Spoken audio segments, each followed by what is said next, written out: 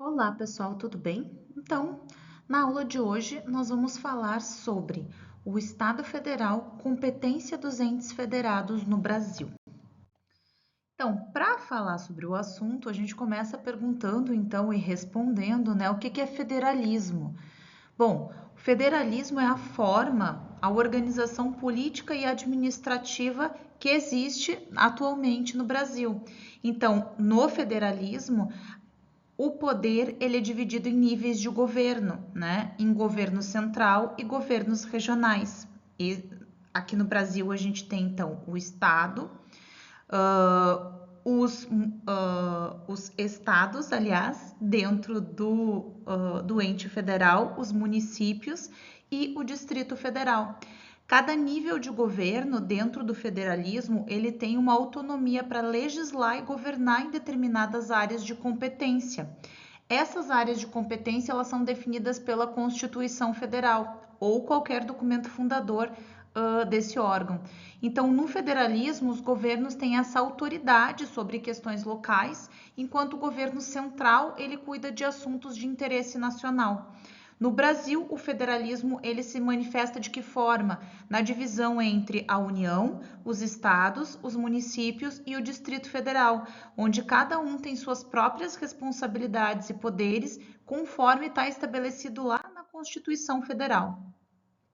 Então, o que seria dentro do federalismo a soberania compartilhada?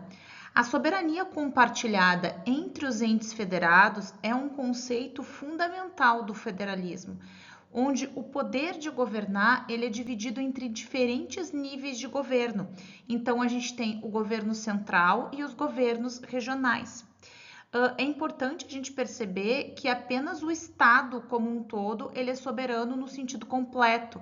Os entes federados eles possuem autonomia para governar, mas dentro de competências que são atribuídas pela Constituição, no nosso caso a Constituição Federal.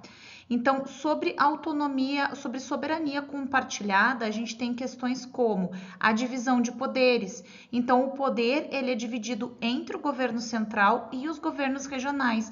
Cada um tem suas próprias competências definidas pela Constituição.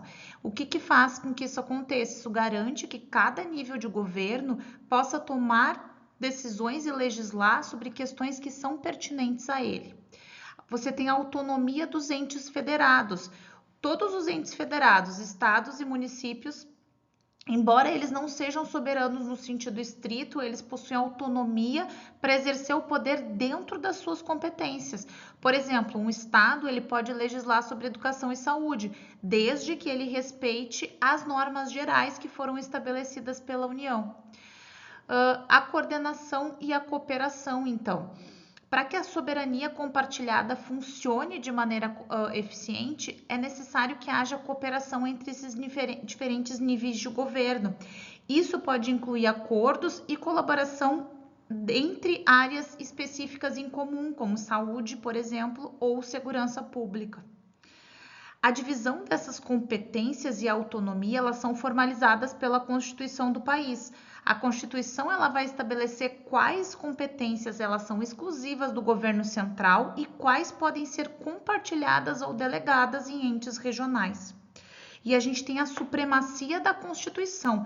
Embora os entes federais eles tenham autonomia, a Constituição é a norma fundamental. Então, qualquer legislação ou ação de um ente federado vai ter que seguir a norma geral, que é a Constituição.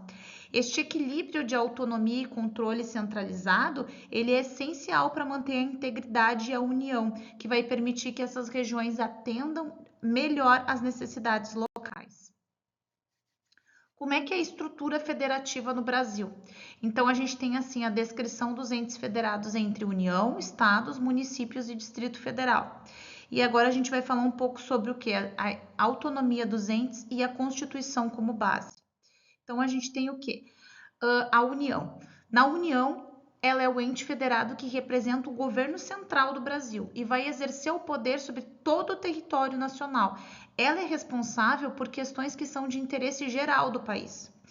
A autonomia da União. A União tem autonomia para legislar e executar políticas públicas em áreas que envolvam a defesa nacional, relações exteriores, economia, saúde pública, educação e outros. Como competências exclusivas da União, incluem questões como emissão de moeda, manutenção das forças armadas, regulação do comércio interestadual e internacional e a coordenação para políticas econômicas nacionais. Os estados. O estado, eles são as unidades federativas que compõem o Brasil. Cada estado ele tem seu próprio governo com um governador, Assembleia Legislativa e Judiciário Estadual. A autonomia, né, nesses estados tem autonomia para legislar e administrar suas próprias áreas de interesse, mas essas áreas de interesse elas não podem conflitar, elas não podem entrar em conflito de competência com a União. Como competência, ela inclui a organização da sua segurança pública, a legislação sobre assuntos de interesse regional, a administração das finanças, da saúde e da educação estadual. Os municípios eles são as menores unidades federativas e são os responsáveis pela administração local. Eles incluem a gestão de serviços públicos que são diretamente relacionados ao bem-estar do cidadão. Os municípios eles têm essa autonomia para administrar, legislar e executar políticas em sua jurisdição com base em competências delegadas pela Constituição Federal e leis estaduais. Então, eles precisam também seguir as competências de Constituição Federal e lei estadual. Entre as principais competências, elas estão a organização do território municipal, a prestação de serviços de saúde, educação básica, saneamento, e a arrecadação de impostos locais, como, por exemplo, o IPTU, que é o Imposto Predial Territorial Urbano, e o ISS, que é o Serviço de Qualquer Natureza. O Distrito Federal, então. O Distrito Federal ele é uma unidade federativa única, porque ela combina funções do Estado e do município. Ele abriga a capital do país, que é Brasília. Então, por isso, ele tem algumas características especiais na sua organização administrativa. Ele tem uma autonomia para legislar e governar tanto em matérias que são estaduais quanto matérias que são municipais, mas não pode ser dividido em municípios. Além das competências estaduais, o Distrito Federal administra os serviços municipais como educação, saúde, o transporte e urbanismo. Então, a Constituição Federal como base. A Constituição Federal de 88 é a base da organização federativa do Brasil. Ela vai estabelecer as competências e autonomias de cada ente federado, garantindo um equilíbrio de poderes entre responsabilidades que respeite a diversidade e a unidade do país. A Constituição define as áreas exclusivas de atuação de cada ente e, além disso, ela prevê competências concorrentes e comuns, onde mais de um ente federado pode atuar conjuntamente. Lembrando que nessa aula a Constituição Federal está aqui, tá? Tá no linkzinho. Então, os princípios do federalismo no Brasil. A gente tem 3 princípios, basicamente. O princípio da autonomia, da indivisibilidade da federação e da cooperação entre os entes. Então, o princípio da autonomia, ele vai falar sobre o quê? Ele é um dos pilares do federalismo e ele garante que cada ente federado, ou seja, União, estados ou municípios, eles possam se autogovernar e possam gerenciar, né, a si mesmos. Então, eles podem tomar decisões para eles. Isso significa que cada ente ele tem poderes legislativos, executivos e administrativos que são próprios, dentro dessas competências estabelecidas pela Constituição Federal. Então, a gente tem lá o prefeito e a gente tem lá os vereadores, a gente tem lá o governador e tem lá os deputados estaduais. Então, eles vão legislar, vão executar, né, vão pensar aquilo que é para o município e aquilo que é também para o estado. A autonomia, ela vai assegurar que essas decisões sobre questões locais possam ser tomadas mais próximas da população afetada, respeitando as particularidades e necessidades de cada região. Essa descentralização de poder é fundamental para a eficiência administrativa e para a adaptação de políticas públicas à realidade local. O princípio da indivisibilidade da federação. Então, ele estabelece que a Federação Brasileira não pode ser dividida, ou seja, o Brasil ele constitui uma única entidade nacional que não pode ser dividida em estados independentes ou países separados. A união entre estes entes federados ela é permanente. Nenhum estado ou município tem o direito de se separar da federação. Por que ela é importante? Porque ela garante a unidade e a integridade do Estado brasileiro e ela assegura a autonomia regional de todos os entes federados. E eles fazem parte de uma única nação, mantendo então a coesão territorial e política do país. O princípio da cooperação entre os Estados federados. O princípio da cooperação, ele vai dizer o quê? Que ele vai implicar que os diferentes níveis, União, Estados, município e Distrito Federal, podem e devem trabalhar em conjunto para promover o bem comum. Embora cada ente tenha suas competências específicas, muitos desafios e políticas públicas exigem uma ação coordenada e colaborativa, então você precisa trabalhar em conjunto. A cooperação entre esses entes ela é essencial para enfrentar questões que são muito mais complexas, que vão transcender essas fronteiras administrativas, questões relacionadas à saúde pública, à educação, à segurança, ao meio ambiente, à infraestrutura. Esse princípio ele promove a harmonia entre as políticas públicas e os conflitos entre os diferentes níveis de gestão. Então, as competências que são exclusivas da União. As competências que são exclusivas da União, elas estão estabelecidas lá no artigo 21 da Constituição Federal, que tem uma série de responsabilidades que cabem exclusivamente ao governo federal. Alguns exemplos dessas competências está a defesa nacional, a política externa, a emissão de moeda e a legislação sobre o comércio exterior e interestadual. As competências, elas que são privativas da União, elas são essenciais para a gente entender a integridade, a segurança e a soberania do Estado brasileiro. Além disso, elas garantem a coordenação centralizada de questões que são de interesse nacional. Essas competências, elas garantem que o país tem uma política coesa em áreas críticas, como defesa, política externa e economia. Isso é fundamental para a manutenção da ordem e desenvolvimento do Brasil. A definição clara dessas competências vai evitar que conflitos de poder existam entre os níveis governamentais e vai assegurar que questões mais importantes para o país como um todo, elas sejam tratadas de uma maneira mais unificada e centralizada. As competências dos estados, então. Os estados brasileiros, eles têm autonomia para atuar em diversas áreas, principalmente aquelas que não são de competência exclusiva da União ou dos municípios. As competências dos estados, elas podem ser classificadas em 3 categorias: competências exclusivas, concorrentes e competências remanescentes.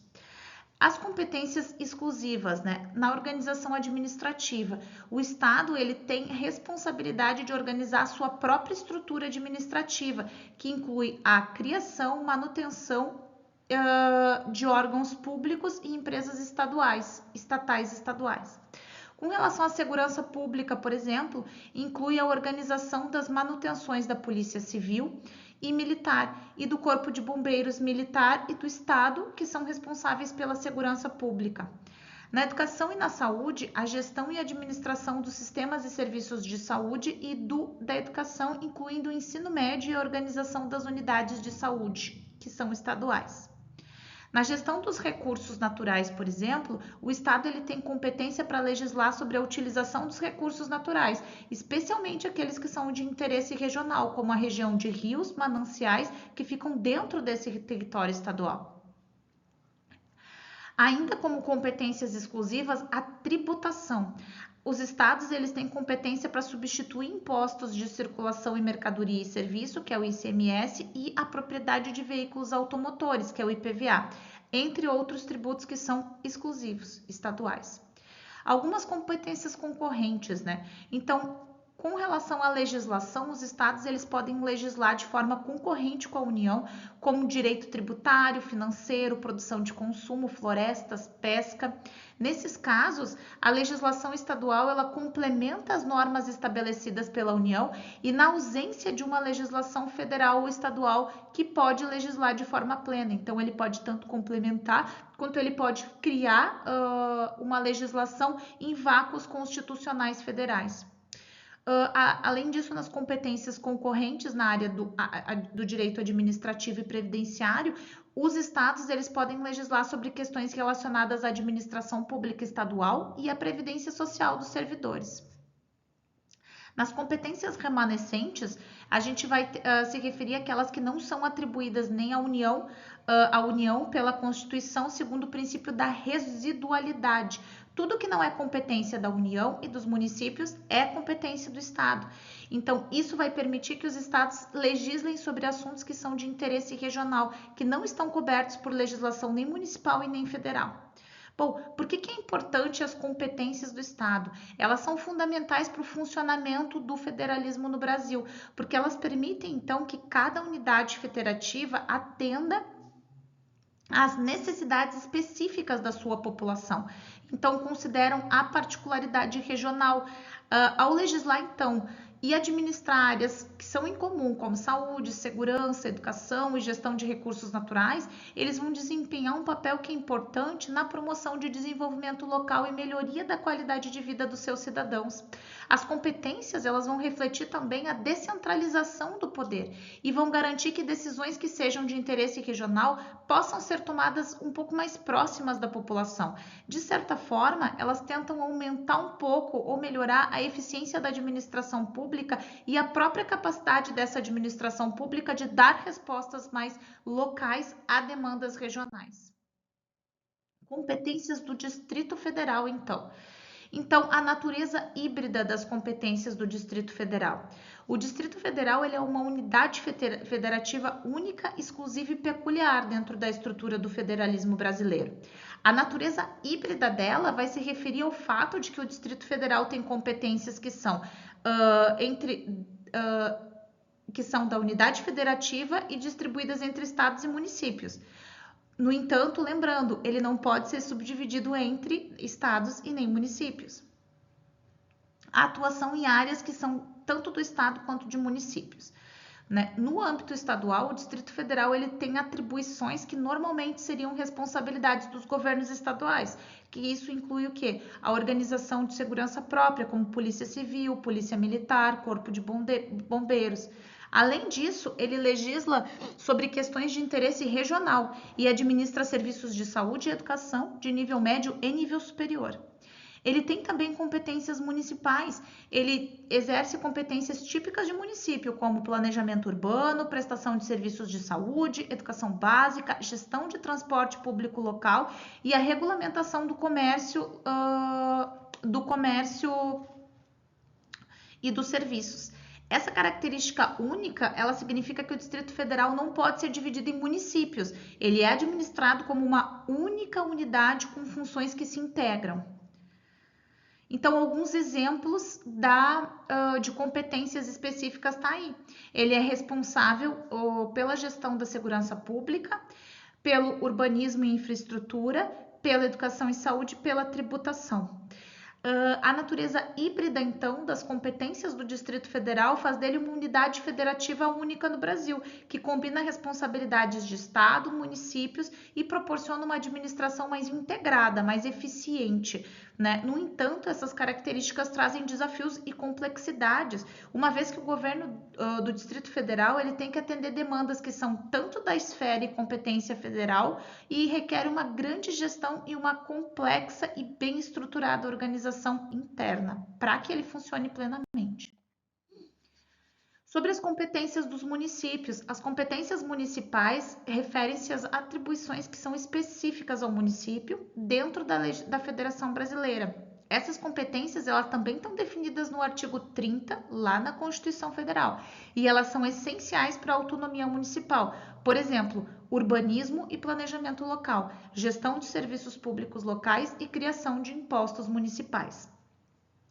Então, sobre a legislação de assuntos de interesse local, os municípios, né, sobre as competências, aliás, as competências municipais. O município ele tem o poder de legislar sobre questões que dizem respeito ao seu território, à vida de seus habitantes, desde que essas leis não entrem em conflito com a esfera federal e com a esfera estadual. Isso por exemplo, dá o direito do município de regulamentar o zoneamento urbano, o comércio local e as normas e posturas municipais.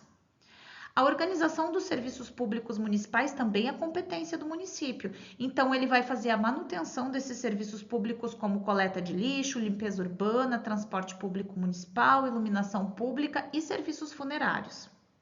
No âmbito da educação, os municípios eles têm a competência de organizar e fazer a manutenção de ensino fundamental, além de promover a educação infantil, creches e pré-escolas. Na saúde, os municípios são responsáveis pela gestão da unidade básica de saúde, os postos de saúde e outros serviços de atenção primária à saúde. No planejamento urbano, compete ao município a definição e a regulamentação do solo, do zoneamento, do parcelamento de terras, a preservação das áreas verdes e como é que esse planejamento vai garantir e ordenar o desenvolvimento ordenado das cidades e da qualidade de vida dos moradores. Com relação à tributação municipal, então, o município ele tem competência para instituir e arrecadar impostos municipais como IPTU, Imposto sobre Propriedade Predial e Territorial Urbana, o Imposto sobre Serviços, ISS, e o ITBI, o Imposto sobre Transmissão de Bens Imóveis. Esses tributos são uma das principais fontes de receita dos municípios. Licenciamento de atividades.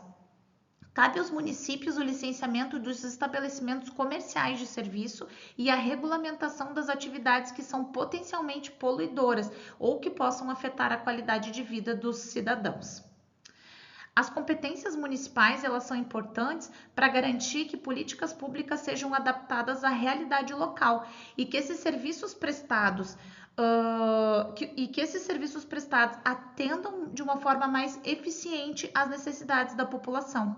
A proximidade dos governos municipais com esses cidadãos vai permitir uma administração mais sensível e que responda mais rapidamente ao desenvolvimento local e ao bem-estar da comunidade. A autonomia dos municípios ela é assegurada pela Constituição e ela é um dos pilares do federalismo, porque ela permite que cada município tenha o poder de tomar decisões importantes para o seu desenvolvimento, respeitando as diretrizes e normas estabelecidas pelas esferas estadual e também pela esfera federal. Competências comuns entre os entes federados. As competências comuns, elas referem-se às atribuições que são compartilhadas entre União, Estados, Distrito Federal e municípios. Elas são exercidas de maneira conjunta para garantir a implementação de políticas públicas que afetem a sociedade como um todo. Então, as competências comuns, elas são aquelas que mais de um ente federado pode atuar de maneira simultânea, e elas vão falar de determinada área e tem a finalidade de promover esse bem-estar social. Elas vão exigir cooperação entre os diferentes níveis de governo, porque elas vão tratar de questões que são de interesse geral e que vão necessitar de ações coordenadas para serem resolvidas. Alguns exemplos, por exemplo, a proteção ao meio ambiente. Todos os entes federados têm responsabilidade na preservação e na proteção do meio ambiente, atuando em conjunto para combater poluição, proteger a fauna e a flora e promover desenvolvimento sustentável. Na saúde pública, a gestão da saúde pública envolve a participação da União, Estados e Distrito Federal e municípios que vão atuar de forma integrada para garantir o acesso universal à saúde, controlar epidemias e prestar serviços de qualidade à população. Na área da saúde, por exemplo, a promoção da educação básica, que inclui desde a educação infantil até o ensino médio, é uma responsabilidade que é compartilhada pelos entes federados. Todos eles têm que colaborar para garantir o acesso à educação de qualidade e ao ensino e à valorização profissional dos professores. Com relação à segurança pública, por exemplo, a manutenção da ordem pública e a segurança dos cidadãos é uma área de competência comum, onde os estados, municípios trabalham em conjunto para implementar políticas de segurança, combate a crime e garantir a paz social. A Constituição de 88 define quais são as competências comuns, principalmente no artigo 23, que vai estabelecer vai estabelecer as matérias sobre quais todos os entes federados têm responsabilidade de atuar. As competências, a importância das competências comuns. As competências comuns, elas são fundamentais para o federalismo cooperativo, onde diferentes níveis de governo têm que trabalhar de uma forma integrada e harmônica. Essas competências, elas vão promover, então, a união de esforços e recursos para evitar a sobreposição de políticas, por exemplo, ou a duplicidade de ações e assegurar que questões complexas sejam abordadas da forma mais eficiente e eficaz possível.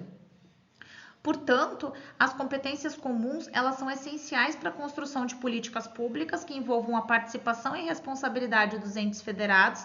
Elas vão trabalhar junto, fazer com que trabalhem junto União, Estados, Distrito Federal e municípios, e elas podem enfrentar desafios sociais, econômicos, ambientais, mas de forma coordenada para promover o bem-estar da população e o desenvolvimento sustentável do país.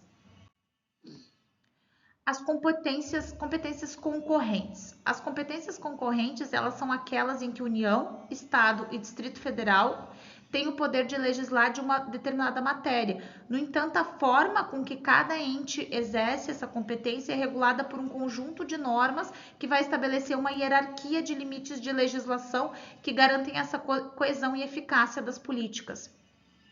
Então, algumas características das competências concorrentes. Com relação à legislação geral, a União ela possui competência para estabelecer normas mais gerais sobre determinados assuntos comuns, e essas normas têm o objetivo de harmonizar as políticas públicas e assegurar um mínimo de uniformidade nas legislações estaduais. Com relação à legislação específica dos estados e Distrito Federal, com base nas normas gerais estabelecidas pela União e Estados e Distrito Federal, podem legislar sobre aspectos específicos ou suplementares, e esses aspectos eles vão atender particularidades mais regionais. Essa capacidade de legislar permite que os entes federados então adaptem-se a políticas públicas, façam adaptação das políticas públicas às suas realidades locais. A prevalência da legislação federal do conflito. Se houver conflito entre a legislação estadual e a norma geral estabelecida para a União, a legislação federal sempre ganha, ou seja, a gente nunca pode concorrer com o que está escrito lá na Constituição. A norma federal, a legislação federal, as leis que organizam o funcionamento do país sempre têm que ser seguidas. Então, a prevalência no conflito é da norma federal. A competência plena na ausência de normas gerais. Caso a União não tenha ditado normas gerais sobre uma determinada matéria, os estados e o distrito têm competência para legislar sobre esse assunto, uma vez que a União edite de forma geral as disposições estaduais que conflitem com essa norma são revogadas. De novo, então, se há um vácuo, um vazio de legislação sobre determinado assunto, os municípios ou o estado podem legislar, mas no momento em que o governo federal lançar uma normatização para esse assunto, tudo o que os municípios e o estado fizeram que não é semelhante à norma federal é revogado. Então, exemplos de áreas de competências concorrentes. A gente tem o direito tributário, né, a previdência social e a educação. Então, tanto a União quanto estados e o Distrito Federal, eles podem legislar sobre matérias tributárias, mas a União ela vai estabelecer regras mais gerais, como, por exemplo, a base de cálculo, as alíquotas mínimas, né? O Estado e o Distrito Federal, eles vão adaptar um pouco as normas e a realidade fiscal. Com relação à educação, por exemplo, a União ela vai estabelecer as diretrizes gerais, as bases nacionais de educação, enquanto o Estado e o Distrito Federal podem criar leis complementares que regulam aspectos específicos do sistema de ensino, como currículo regional e diretrizes para escolas estaduais. Com relação ao meio ambiente, a União pode estabelecer normas gerais sobre proteção do meio ambiente, enquanto os estados e o Distrito Federal podem legislar sobre questões ambientais locais, como a gestão de áreas de preservação ambiental e o controle de poluição. A União, ela vai regular a previdência social, mas os estados e o Distrito Federal, eles vão legislar sobre aspectos específicos, como a previdência dos servidores públicos estaduais e distritais, por exemplo. As competências concorrentes, elas são essenciais para permitir que políticas públicas sejam ajustadas às necessidades locais e, ao mesmo tempo, elas asseguram que haja uma coesão das normas em todo o país. A divisão de poderes, ela vai permitir que os entes federados colaborem na construção de soluções mais eficientes para os desafios que existem, né, dentro da promoção e desenvolvimento harmônico de um país. Mas elas vão, então, de forma resumida, as competências fortalecem o federalismo cooperativo e permitem que diferentes níveis de governo atuem de forma coordenada e complementem as políticas públicas, garantindo, então, que o interesse nacional e regional sejam atendidos de uma forma mais equilibrada. Conflitos de competência, então. No sistema federativo brasileiro, onde a gente tem diferentes níveis de governo, como União, estados, município e Distrito Federal, eles possuem competências próprias. Então, por isso é possível que ocorram conflitos de competência. Esses conflitos, eles podem surgir quando dois ou mais entes federados tentam legislar ou atuar sobre a mesma matéria, especialmente onde há competências concorrentes ou comuns. Então, a gente tem tipos de conflito de competência: conflito positivo e conflito negativo. O conflito positivo, ele vai acontecer quando dois ou mais entes federados exercem simultaneamente a competência sobre uma mesma matéria. Então, por exemplo, quando um conflito pode surgir entre a União e o Estado que querem legislar de forma diferente sobre questão ambiental. Um conflito negativo pode acontecer quando nenhum dos entes federados se reconhece como competente para legislar ou atuar sobre determinada matéria, e isso resulta em omissão ou falta de regulamentação ou de serviços públicos em uma área específica. Bom, a importância da cooperação e coordenação para evitar conflitos. É nesse momento que a gente começa a pensar da importância de você pensar sobre a cooperação, porque a cooperação entre os entes vai fazer com que os conflitos eles diminuam e às vezes eles nem existam. E os conflitos negativos, que são os mais nocivos para a organização do Estado e para a manutenção dos direitos e garantias individuais, eles podem ser minimizados. Então, o federalismo cooperativo, ele é um modelo de organização de Estado em que os diferentes níveis de governo, eles atuam de forma colaborativa e interdependente para a manutenção e execução de políticas públicas. Ao invés de cada ente federado agir de forma isolada, eles trabalham juntos e compartilham responsabilidades e recursos. Alguns mecanismos de cooperação entre os entes federados são os seguintes: a coordenação entre governos, a legislação complementar, a transferência de recursos e as parcerias e acordos. Então, a gente vai ter parcerias e acordos técnicos para execução de projetos e programas de interesse comum. A gente vai ter transferência de recursos, a cooperação financeira, né, que é outro mecanismo importante. A União pode transferir recursos para estados e municípios através de fundos de participação, convênios, programas específicos. A União ela pode criar normas gerais que orientem a atuação dos estados e municípios, que podem complementar essas normas, e a gente tem a coordenação intergovernamental, que são processos em que os diferentes entes federativos, eles alinham suas ações e políticas para evitar sobreposições e conflitos. Então, alguns exemplos, por exemplo, são os consórcios, que é o que a gente vai estudar, não é, na próxima aula. Os consórcios intermunicipais, eles são associações voluntárias de municípios que vão se unir para resolver problemas comuns ou desenvolver projetos em conjunto. Um exemplo, por exemplo, é o consórcio de municípios para gestão compartilhada de resíduos sólidos, onde várias cidades colaboram para criar uma solução integrada para coleta, reciclagem e destinação do lixo. Os pactos federativos também, que são acordos entre União, estados e municípios para a implementação de políticas públicas de interesse nacional, como os pactos de saúde, pactos pela educação. Esses pactos, eles envolvem o compromisso mútuo e a definição de responsabilidades e metas para cada ente federado, além de prever a transferência de recursos para a cooperação técnica. os fundos constitucionais de participação. Então, exemplos de mecanismos financeiros de cooperação são os fundos de participação de estados e os fundos de participação de município.